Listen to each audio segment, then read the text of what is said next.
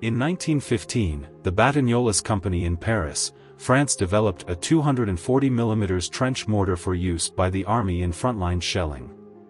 Despite being in its early stages of development, this 240mm heavy mortar proved to be a very successful design, leading to many countries producing their own versions.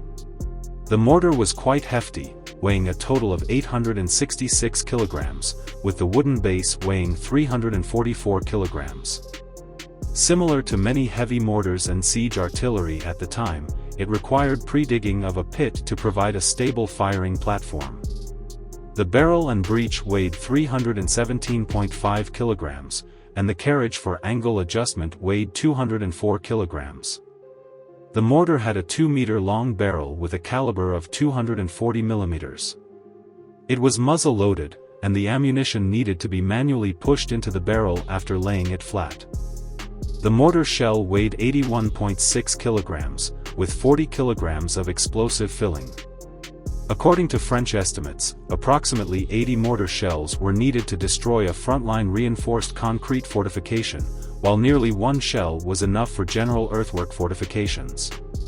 The French-manufactured mortar used brass cartridge cases with bottom ignition to fire the propellant, and was closed using a vertical sliding breech lock.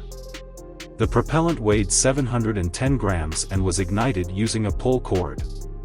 Initially, a shorter version of the barrel was produced with a maximum range of only 1029 meters, but it was later replaced with a 2-meter-long barrel, increasing the maximum range to 2070 meters.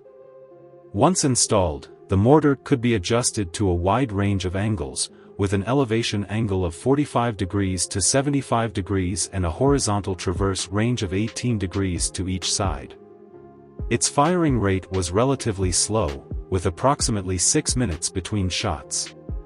However, such heavy artillery was often used against crucial targets such as machine gun positions, command posts, and observation posts, so the firing rate was adequate.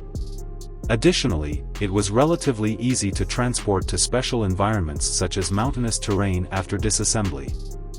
The first large-scale combat use of the 240mm heavy mortar was in the Champagne battle in September 1915, and it was evidently approved by the military.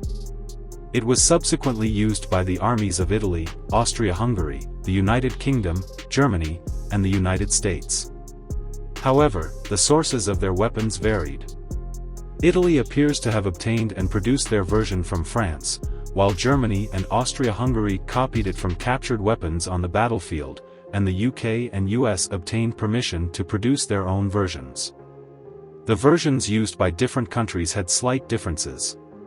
For example, the UK version used bagged propellant and could not directly use the original French firing mechanism, so it was specially modified to use Lee-Enfield rifles to fire blank cartridges. The US version changed the propellant formula, allowing for reusable shells. The German version appeared to have increased the size of the ammunition, but its range was only about 1,200 meters.